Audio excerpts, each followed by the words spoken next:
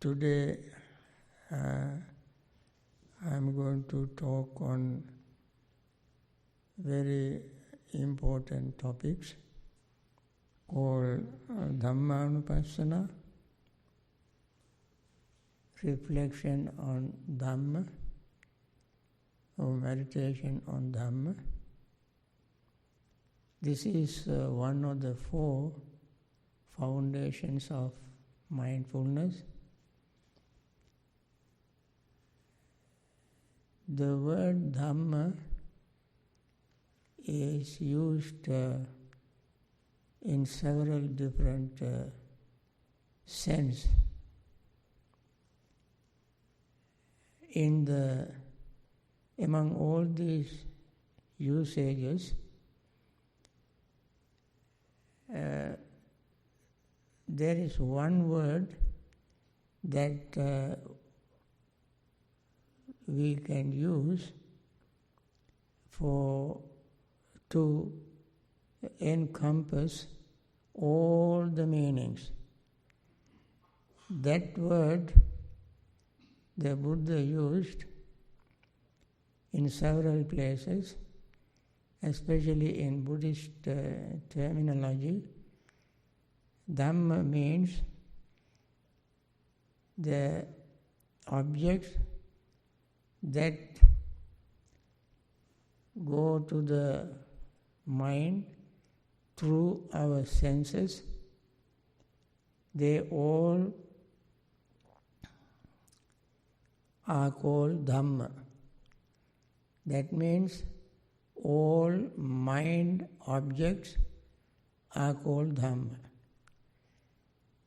All other meanings included in that one word.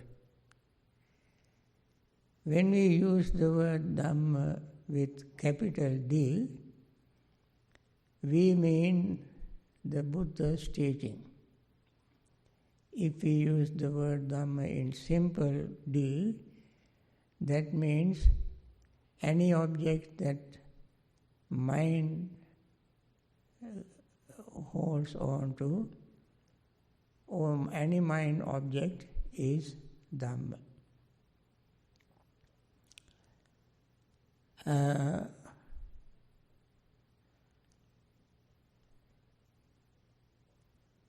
In Satipatthana Sutta, under the name of Dhamma, there are 5 categories, such as hindrances, the aggregates, 6 senses, their objects and fetters, called sanjojana, factors of awakening, and 4 noble truths. These are the 5 categories. Among all Dhammas, Buddha selected these 5. There can be many more, but when we meditate, using these 5 categories is very important, because these are the things that we have to deal with. Among them, hindrances, every meditator is familiar with them, because they are the ones that they have to deal with. Every meditator has to deal with obstructions.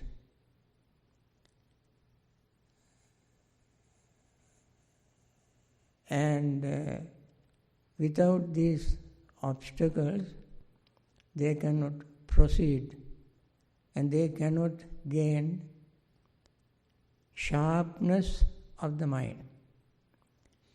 Mind becomes very sharp, clear, concentrated only when hindrances, obstructions are removed from our mind, even temporarily.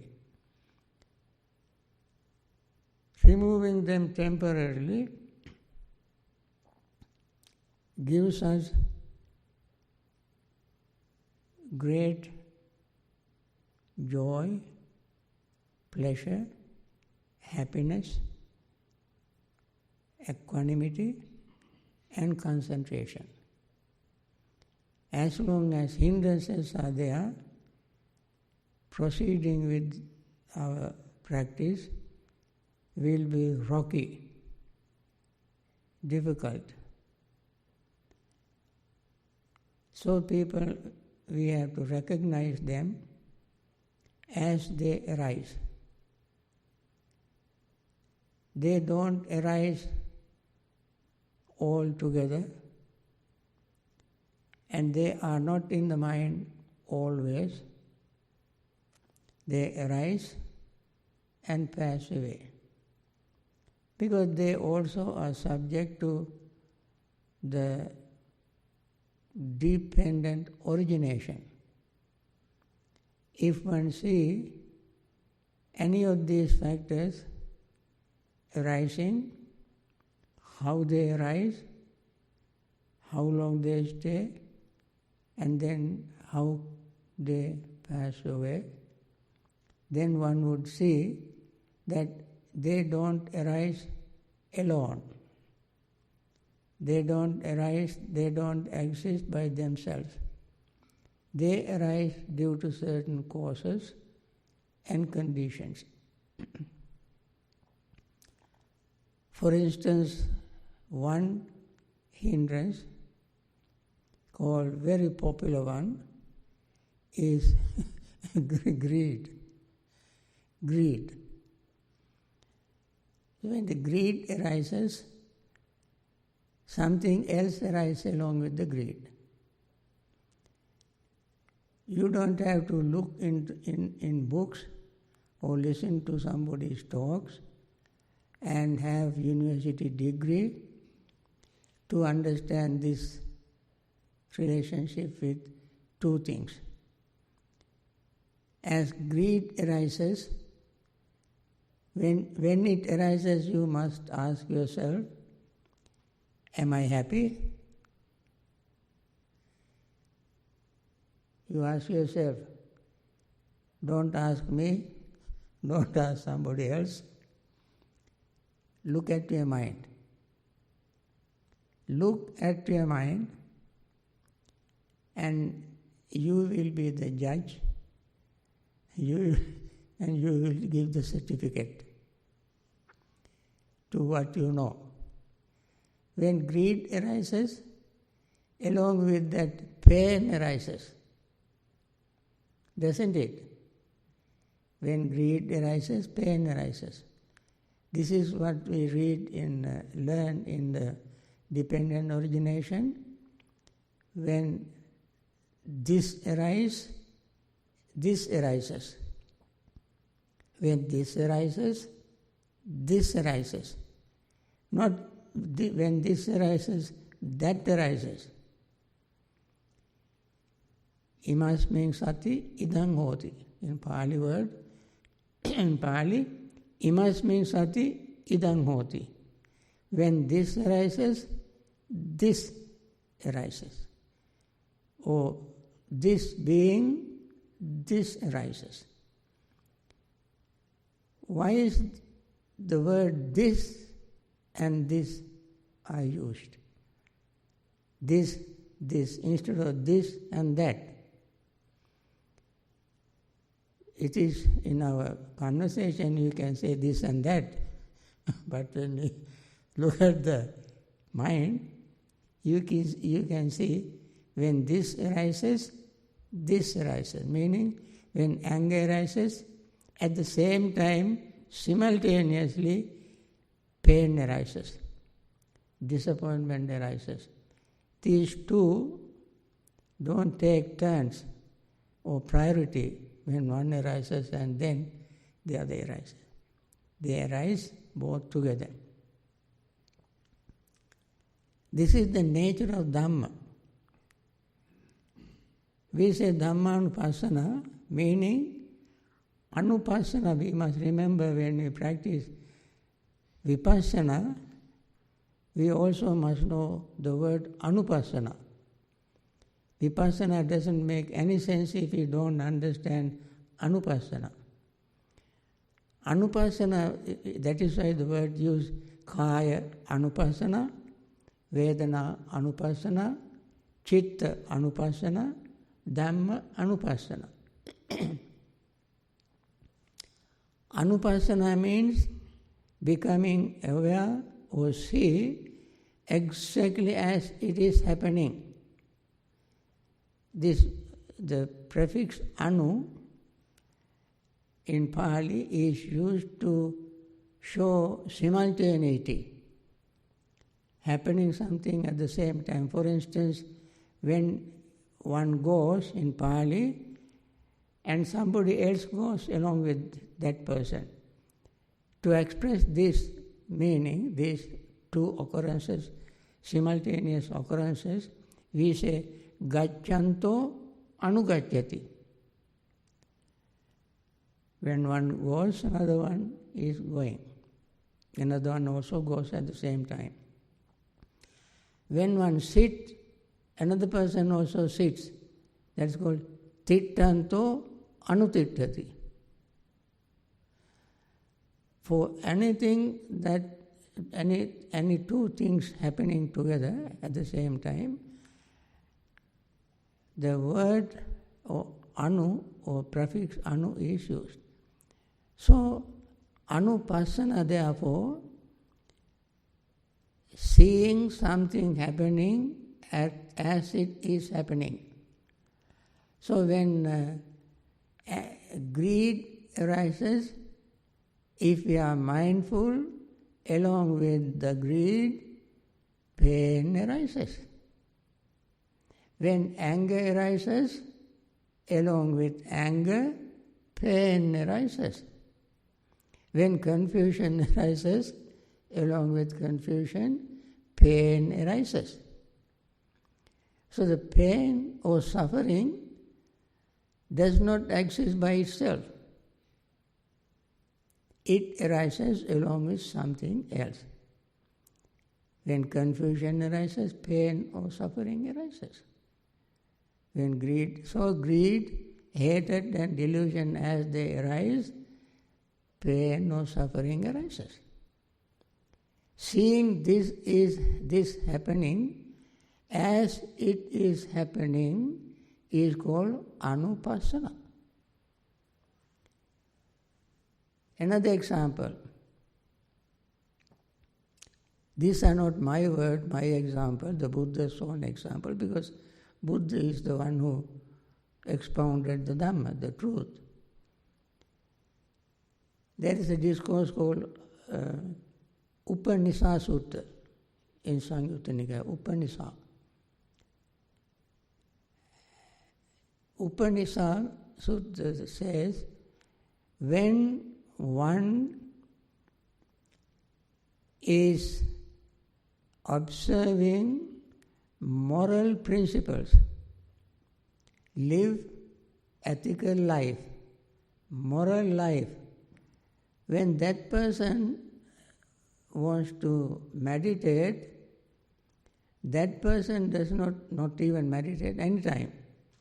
When somebody lives a moral life, ethical life, that person doesn't have to wish to be free from remorse. The one who observes moral principles does not have to wish, let me be free from remorse. Why? Dhammata ayasa bhikkhave. Buddha said this is the nature of Dhamma. The nature of Dhamma is that when the person observes moral principles, the person is free from remorse. It's the nature of Dhamma. Somebody else does not bring remorse to your mind. Your own doing brings remorse to yourself. So, when you observe moral principles, at the same time, remorse leaves your mind. Mind will be free from remorse. Like that, hindrances are 5. When Buddha said, when there is no hindrance in the mind, be mindful of that state, that there is no hindrances. Hindrances are not always in the mind, they come due to certain conditions, they come. Asantang ajatang kamachandam vimechatang kamachandoti pajanati. When you don't have a greed, kamachanda means desire for sensual pleasures, desire to see objects, desire to hear sounds, desire to smell, desire to taste, desire to touch, desire to think certain things. This desire is called, this is called kama, you like. Chanda means desire. You like to hear is called kama chanda, desire to see. When you meditate, all of a sudden, you remember very, very beautiful movie, or person, or scenery, animal, safari, something like that comes to your mind. And then can you meditate? Your mind will be normally busy, mind goes there, mind travels. Friends, mind does not travel at all. Mind circulates within itself, goes around itself through the memory. Memory is the vehicle. We remember hearing about the person, situations, or we have seen something in the past, and so forth and so on. The sight, whatever we have seen, impression is in our mind as memory, and suddenly this memory becomes active, and that mind will be there, holding on to that memory. Similarly, you have heard sound, and memory, you have memorized it, because if the sound is pleasant, you memorize. If the sound is very bitter, also you memorize it. The mind remembers all this, and then they become active when you try to meditate. Like that, at that time they become Dhamma. All those memories that in your mind that you have stocked, accumulated, all of them are called Dhamma. So, they always don't play in your mind. When they arise, become aware of it. When they are not in the mind, become aware of it. You don't have to worry about, you don't have to invite them, don't worry about them. If they are not there, you just continue your meditation. Then, santang ajatang kamachandang atime ajatang kamachandoti pajanati. When that particular sensation, desire arises in your mind, desire to hear or smell or taste and so forth, in your mind, you become aware of it. This was not there, now it is there. And you keep paying attention to it, and also become aware of the pain you have when that particular desire arises. The pain arises. Disappointment arises because you cannot meditate. And you become, pay attention, what you call mindful attention. Yoniso manasikara. Yoniso manasikara is mindful. We translate it as mindful attention. Yoni means origin, root, birthplace. Manasikara means reflection. That means you reflect, pay mind attention, undivided, pure, clean attention to how it arose. That is called yoniso manasikara. And when greed arises, you pay mindful attention. As you keep paying attention, as attention is increasing, mindful attention is increasing, then that particular hindrance, in this case, as example I took greed, fades away. When it fades away, then you become aware of the fact that it is no longer there. Because hindrance is not something permanent. This is one thing we do in vipassana meditation, that is anupasana. We see when it arises, we see it arose, and since it is not permanent, it disappears, then we become aware of the fact that it is disappeared, gone. Then you keep paying attention to your original subject, like breath, and then you notice that the particular hindrance is gone, is not arising again. So, pahinasa kamacchanda, I think anupado hoti tancha pajanati. When that particular hindrance is gone and does not arise again, you become mindful of it. This is how this section is used, that is, mindful of hindrances. I don't have to go through all these hindrances because you all meditators already are aware of these hindrances. Then, in the next category you have the 5 aggregates. What are the 5 aggregates? Again, form, feeling, perception, volitional formations and consciousness. You become aware of form that you have seen as an image, stays in your mind for a while, and then you become aware of it, and it fades away, you become aware of it. Once it is faded, it doesn't come back again, you become aware of it. And form is not something solid. In reality, although we superficially